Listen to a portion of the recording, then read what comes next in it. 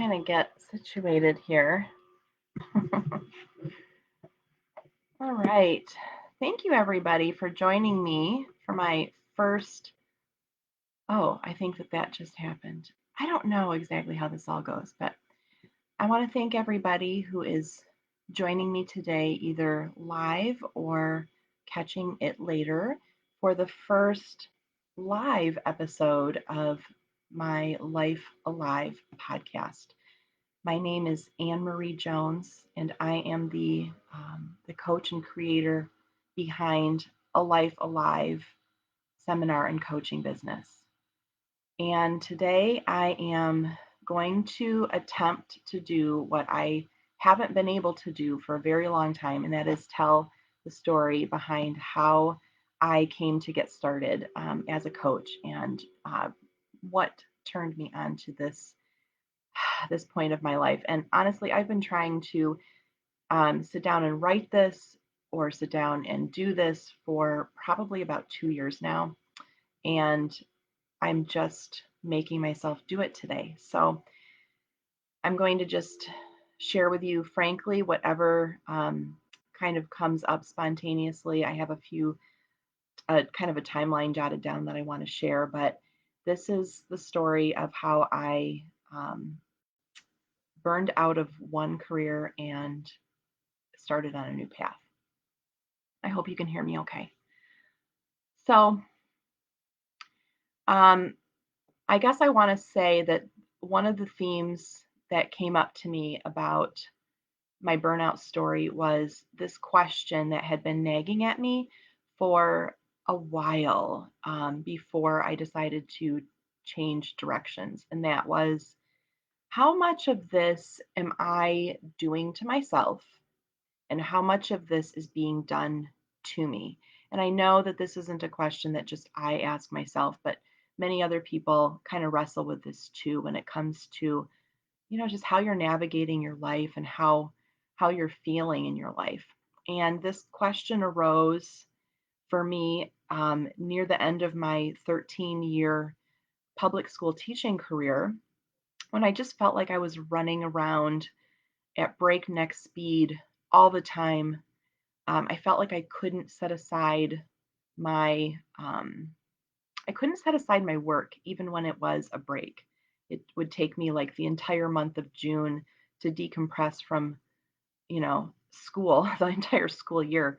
And then I would probably have a couple of weeks in July if I weren't working at other music related things like music camps, which I often did, where I would decompress and I would start to feel good again.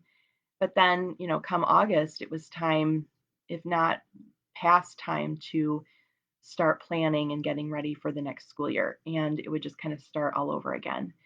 So, about 4 years ago at this time of the year, actually, which I just realized um, really recently, I made the decision to walk away from my public school teaching career and go down a new path.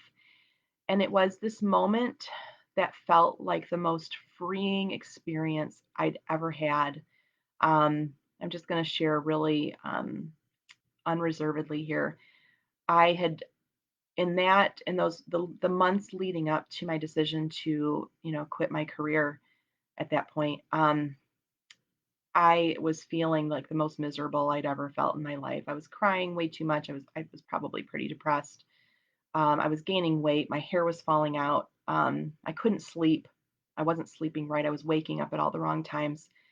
And I just felt completely exhausted by everything. And I felt completely isolated. And I had let some things in my responsibility um, fall apart. And that was very unlike me. And so I was like, okay, Anne Marie, something's going on with you and you've got to figure this out. So I decided I had no plans for the spring break that was coming up at the end of March. And I decided that I was going to take that week for self care to determine what was going on. And the things that pointed me in the direction of being able to carve that time out for myself was I don't even know how it came into place. It must be like a God thing or a universe thing. But I had recently read part of a book that had just happened to cross my path.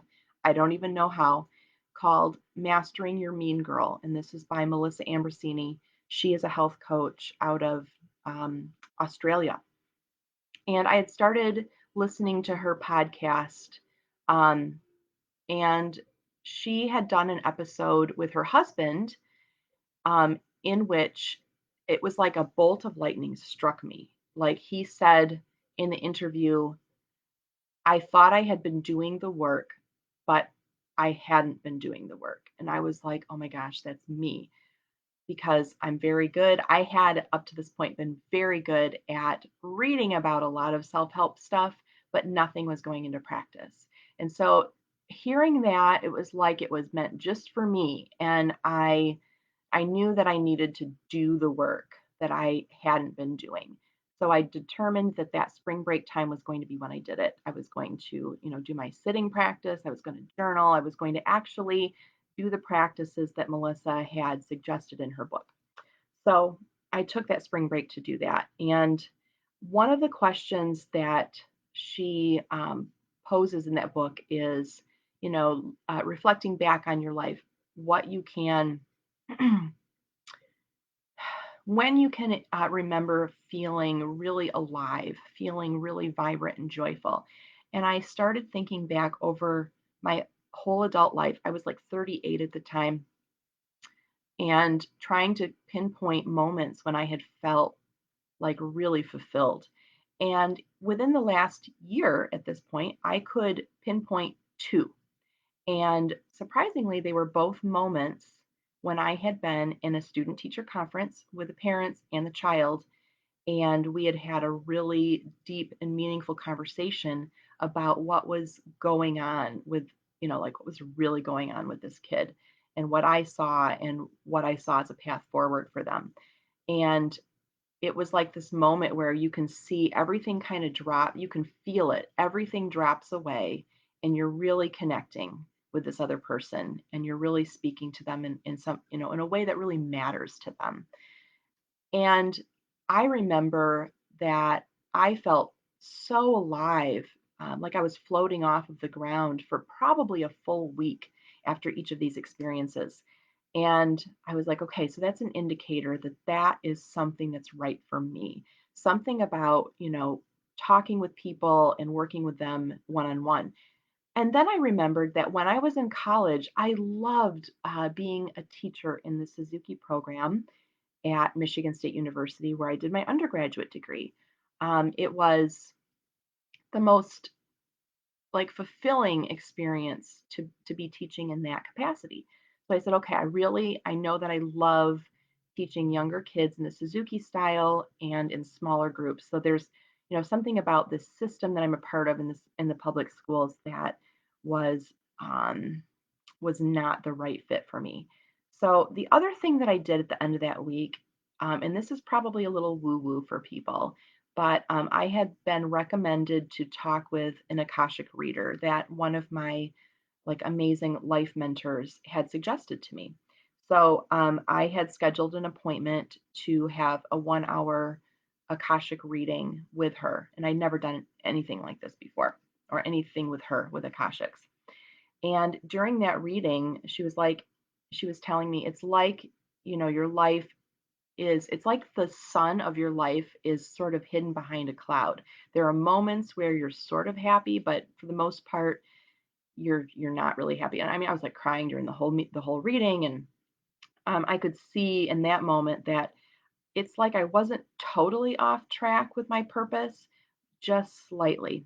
So after the reading, I did some reflection, and I don't even know where this came from, but what happened next both surprised me and completely freed me. I stood up, I had been sitting down, and I remember standing up and turning around, and I said to myself, I'm going to quit this career and I'm going to do something different. And it was like all of a sudden I felt this whoosh of like air go through my entire being and just release. And I realized I had been holding on really tightly for a really long time. And this felt like, okay, okay, life, I'm surrendering to whatever it is that I'm here to do. I'm not holding on anymore. I'm not fighting. I'm just letting go. And over the course of the next several weeks, I felt that my heart space was completely open. Like the song, This Little Light of Mine, was like just going through my mind for several weeks. And I was like, okay, these are indicators that I'm on the right path. I was starting, what I was doing was I was starting to listen to my intuition. And I realized I had been ignoring my intuition for a really long time. So I kind of wanted to, kind of switch gears here in this part of the talk and give you guys like a little bit of an insight because as I was standing in that moment over those few weeks and coming to terms with this decision I'd made, I realized that as I looked back over the 13 years of my life leading to that moment, that there were indicators all along the way that I had not understood or ignored. It was like that saying, hindsight is 2020, completely applied to me at this point about my life. And I could see that when I had made the decision all those years ago at the end of my degree program to take a public school teaching position, that it wasn't because teaching in a public school setting was my dream. It was because I was making a very practical decision that so many people we have to make. I loved teaching in the Suzuki program at MSU, but I could see that I wasn't going to be able to support myself in any level of lifestyle that I wanted for myself financially, and that lifestyle was not going to provide me with health insurance or a retirement program.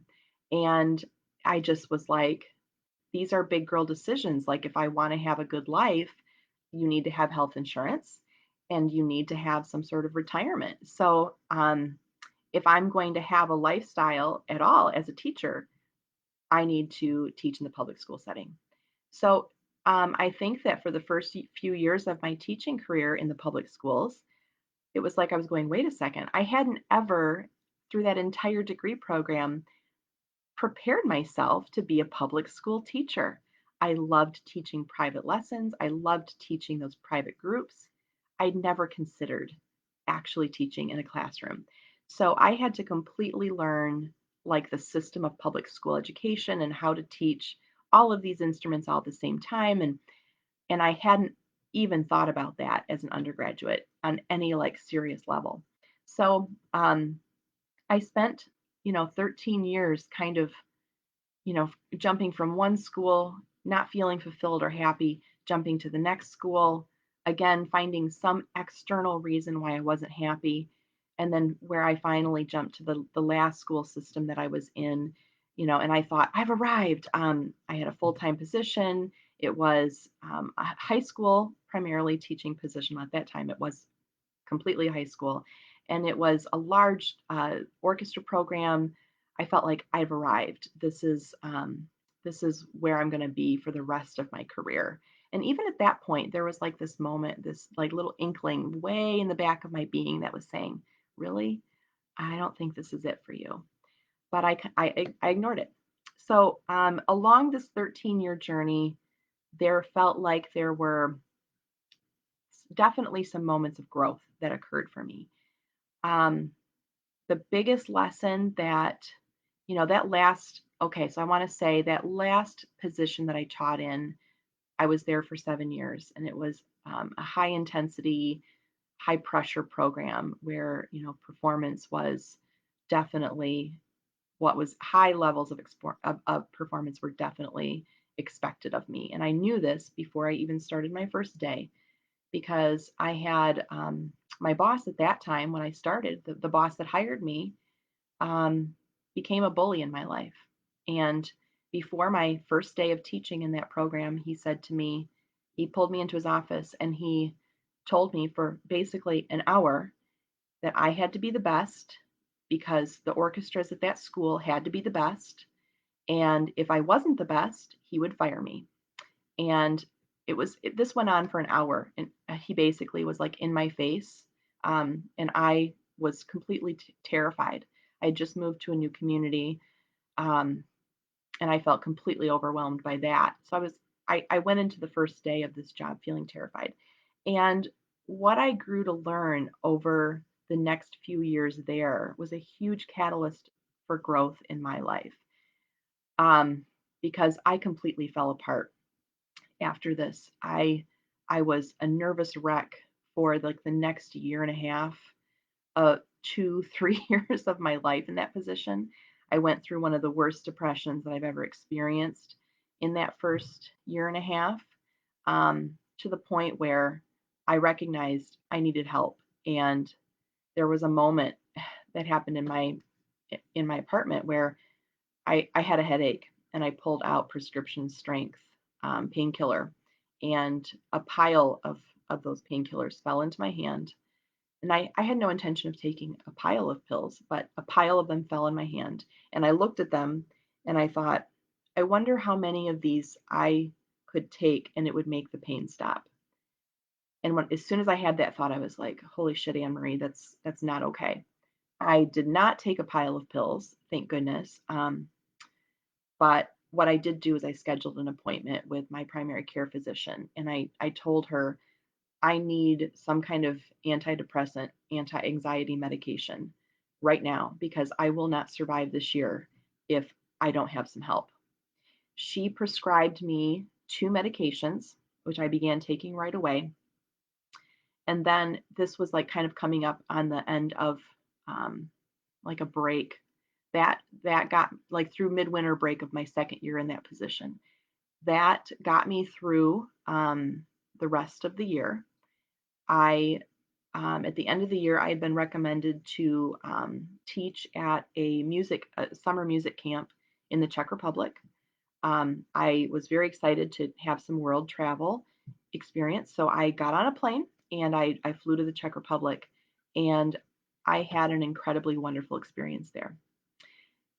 And so, what I realized at that point was really important for me because I had been harboring this hidden belief within myself, like my whole life, that I was a worthless piece of crap, and that if everybody else in my life knew about me what I knew about myself, which was that I was worthless, that I would never be like have a job or have any kind of position, that no one would ever hire me.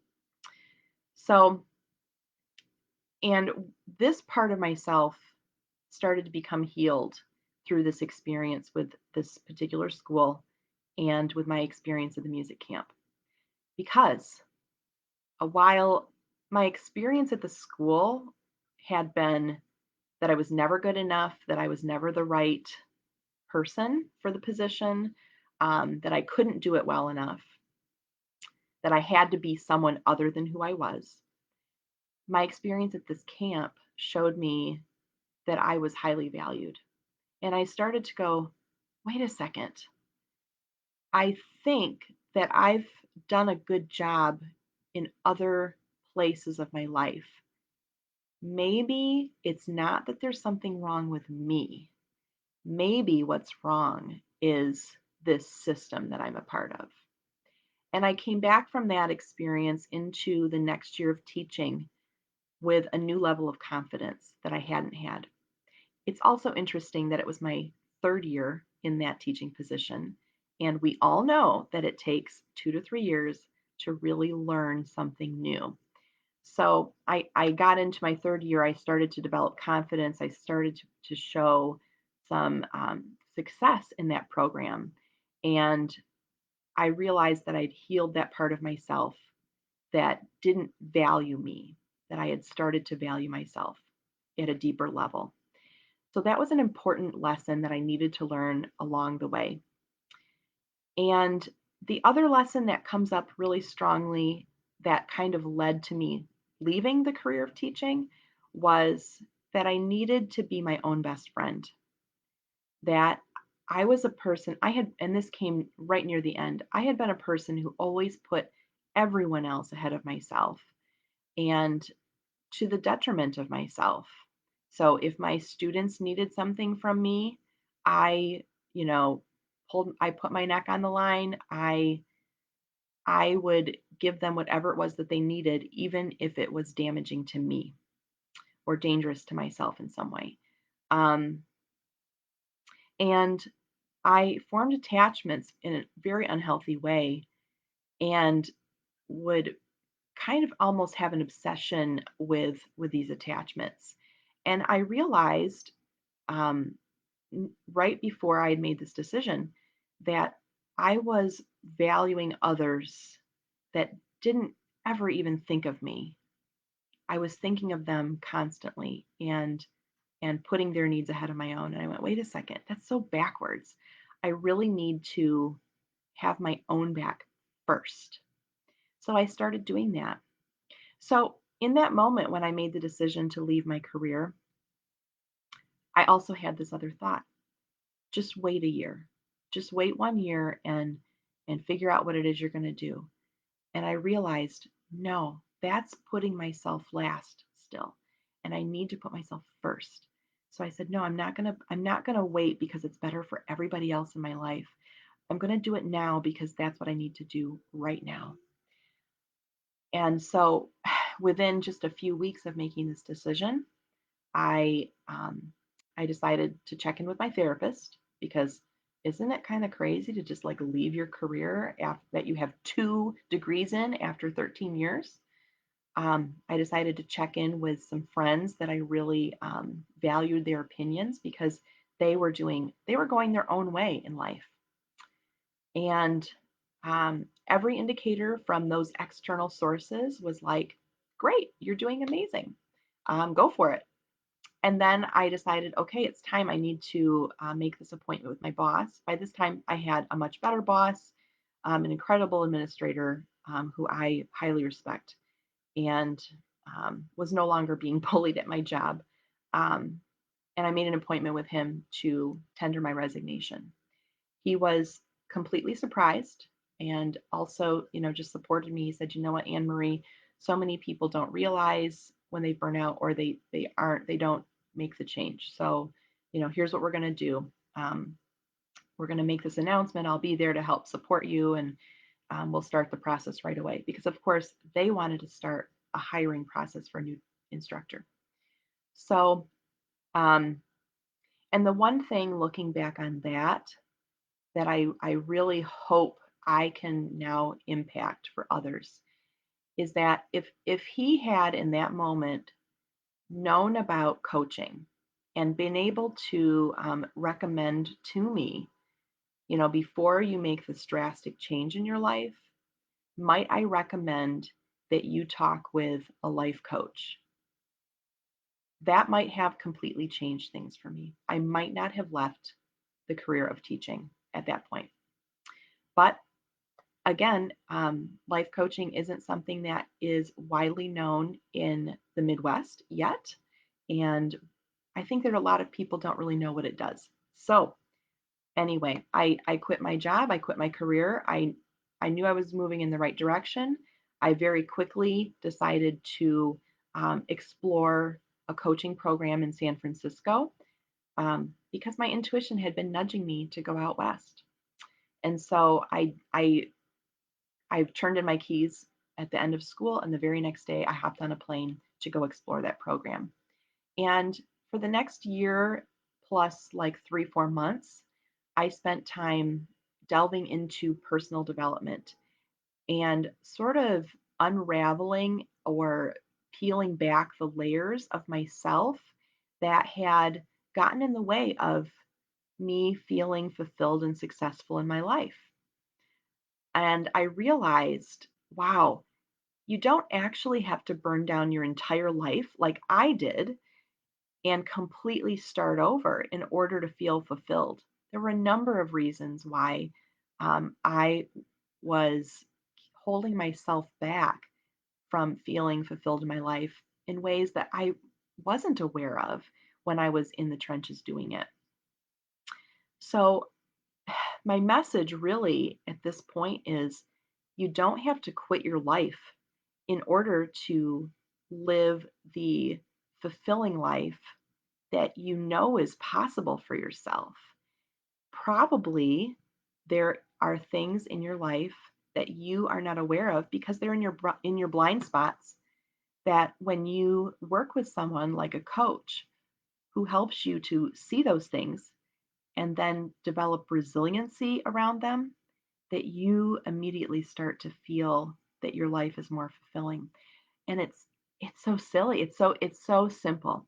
For the, for the price of really a nice vacation, that you could gain tools and practices for your own life for the long haul, like for forever, that will help you to be in your career, your chosen field, that will help you to um, be more connected and happy with your family, with your friends, with your life, that could completely transform everything about your life.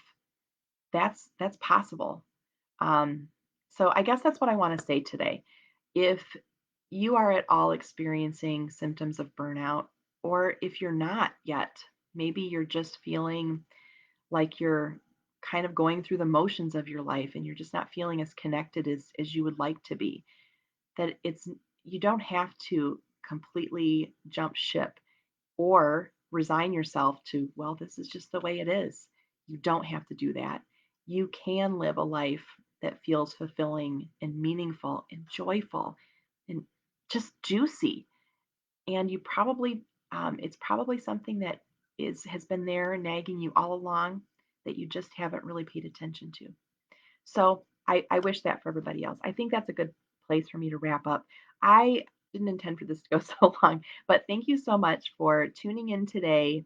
And I hope that something that I've shared opens up a space for you in your own life and helps you to find the joy and, juiciness in your own life that is your birthright. Thank you so much, everybody, and have a wonderful day. Bye bye.